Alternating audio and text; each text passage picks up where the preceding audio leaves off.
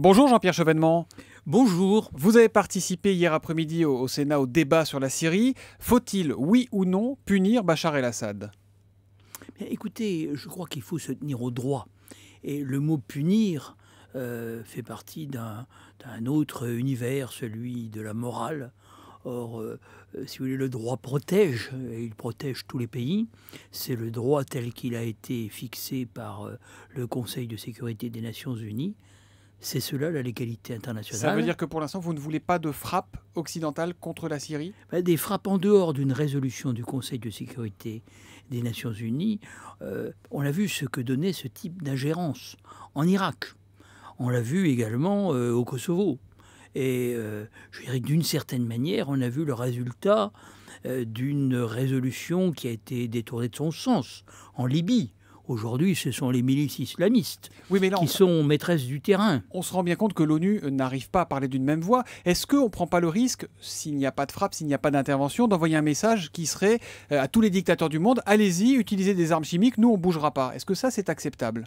Alors je pense que si on veut rester sur le terrain du droit, il faut d'abord considérer que la Syrie n'est pas signataire de la Convention d'interdiction des armes chimiques, pas plus que l'Égypte.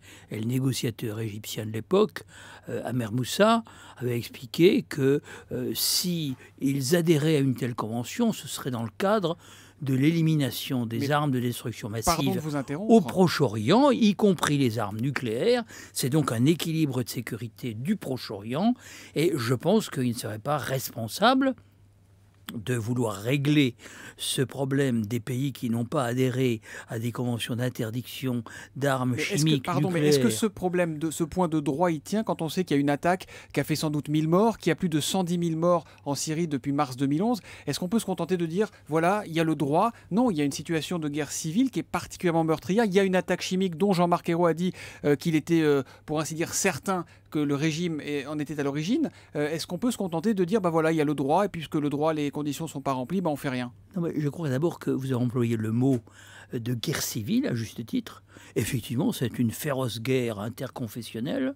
Les Alaouites d'un côté, une majorité sunnite, mais qui n'est pas tout entière contre Bachar el-Assad, et puis des minorités, notamment chrétiennes, qui, d'une certaine manière, préfèrent le régime de Bachar el-Assad à ce qui pourrait se passer après. Donc, on ferme les yeux et on les laisse se débrouiller entre eux? Non, parce qu'il faut regarder de plus près ce qui s'est passé.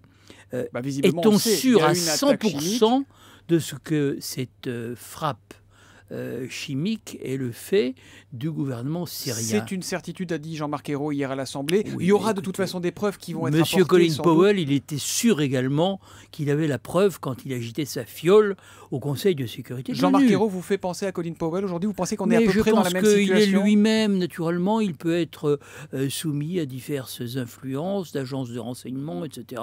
Je pense que j'ai écouté moi-même les experts. Je pense qu'il y a une hypothèse qui n'a pas été vraiment étudiée, c'est celle où des groupes d'opposition fanatiques, des islamistes radicaux liés à Al-Qaïda, se seraient procuré ces armes, car au fond... Ce n'est pas ce que dit Jean-Marc Ayrault, ce n'est pas ce que disent les Américains qui semblent avoir des preuves. Il y a quand même un faisceau d'indices. Alors les preuves ne sont pas encore complètement sur la table, mais c'est quand même pas la direction qu'on prend, ça, Jean-Pierre Chevènement. Les preuves qu'alléguaient les Américains en 2003 pour envahir l'Irak et les armes de destruction massive qu'ils n'y ont pas trouvées, je regrette. Donc vous dites qu'il faut discuter aujourd'hui avec Bachar el-Assad? Je dis qu'il faut être très prudent, qu'il n'y a pas de certitude à 100%. Il se peut que ces frappes émanent du gouvernement syrien et peut-être d'un général qui s'est affranchi des ordres gouvernementaux. C'est une hypothèse que j'ai à l'esprit. Mais il y a une autre hypothèse qui n'a pas été creusée. Et je pense qu'il faut être extrêmement prudent. Et je dirais que les faibles ne s'érigent pas sur le terrain de la morale en distributeurs de punitions. Seuls les forts peuvent s'ingérer dans les affaires de pays plus faibles qu'eux. Les faibles ne s'ingèrent pas dans les affaires des forts. Est-ce que vous voulez un vote ou pas sur cette question, vous? Je pense qu'avant d'émettre un vote, il faut savoir quelle est la déclaration que fera le gouvernement. La déclaration, on peut l'imaginer, Monsieur Chevènement, c'est voilà, maintenant que nous avons les preuves quand elles seront arrivées, nous allons nous engager dans une opération militaire. Vous voterez oui, vous voterez non, ou vous abstiendrez? Vous savez, dans ces affaires, il faut beaucoup de sang-froid. On n'a Oui, pas mais il faut prendre ses encore le compte-rendu responsabilités des inspecteurs des Nations Unies. La moindre des choses, ça consiste à attendre ce qu'ils auront à nous dire. On ne sait pas ce que vont faire les Américains. Sur la table, ce que semble Et si dire les Jean-Marc Américains Ayrault. n'interviennent pas, ou si le Congrès américain fait comme le Parlement britannique, qu'est-ce qu'on fait, nous? Pourquoi me soumettez-vous à la question? Et pourquoi aurais-je à répondre à une question qui n'a pas encore été posée? Je pense qu'il faut attendre que le gouvernement s'engage sur une ligne, qu'on sache aussi quel est le cadrage elle est politique. assez claire. Quand il y aura les preuves, Quel est s'il y le a les cadrage preuves. politique de cette affaire? Quel objectif politique? Vous en Que avez se parlé avec François passe-t-il? Hollande, parce que vous l'avez vu, François Hollande. Qu'est-ce qu'il vous a dit? Ah, je lui ai dit que je souhaitais vraiment que le gouvernement évite de faire une grosse bêtise. Hein, alors, C'est un va-t-en-guerre, le chef de l'État, aujourd'hui? eh bien, écoutez, il a pris une position, je dirais, dès le départ, puisque dès le mois d'avril 2012, il envisageait une intervention armée, mais dans le cadre du Conseil de sécurité des Nations Unies. Je vous renvoie à cette déclaration, 20 avril 2012. Depuis, cette intervention pourrait se faire en dehors de la légalité internationale.